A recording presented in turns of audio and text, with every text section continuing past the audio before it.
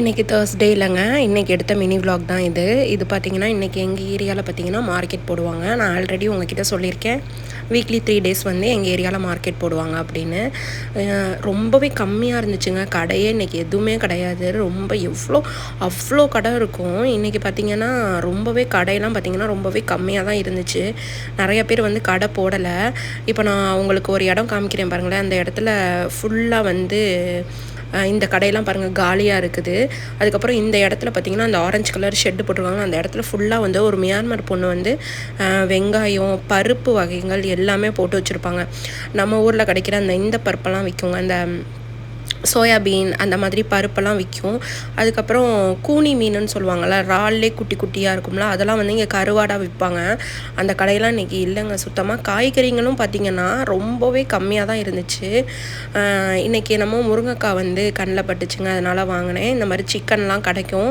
But நாங்கள் இங்கே இந்த சிக்கன்லாம் நாங்கள் வாங்க மாட்டோம். இங்கே வந்து ஹலால் கிடையாது.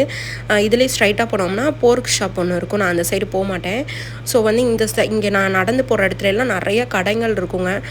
கனம் க்ரூக் அப்படின்னு சொல்லிட்டு இங்கே ஒரு ஸ்வீட் ஒன்று கிடைக்கும்.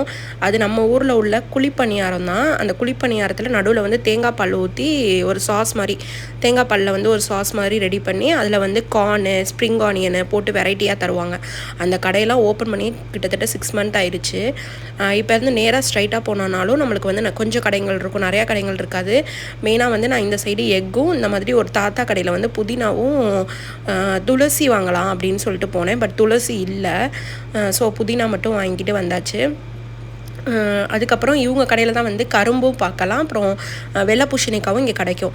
அப்புறம் இங்கே வந்து ரோட் சைட்லேயுமே வந்து எக்கு கிடைக்குங்க. இங்கே வாங்கினா நல்லாவே சீப்பாக இருக்கும். இது வந்து 10 முட்டை வந்து 45 பாட்டு, அப்புறம் 50 பாட்டு. ஒயிட் கலர் எக் இருக்கும். அது என்ன எக்கு, ரோஸ் கலரில் ஒரு எக் இருக்கும். அது என்ன எக்குலாம் எங்களுக்கு தெரியாது.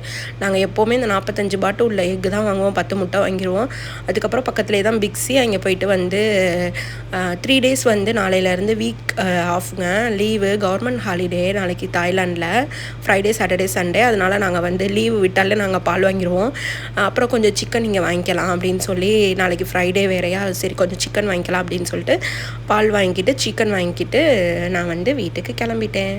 Okay, thank you. இன்னொரு இன்ட்ரெஸ்டிங்கான வீடியோவில் பார்க்கலாம். லாஸ்ட்டு ஒன் வீடியோவில் வந்து முர்த்தபா வீடியோவில் ரொம்பவே நிறையா சப்போர்ட் பண்ணிங்க. ரொம்ப ரொம்ப ரொம்ப ரொம்ப தேங்க்யூ ஸோ மச்.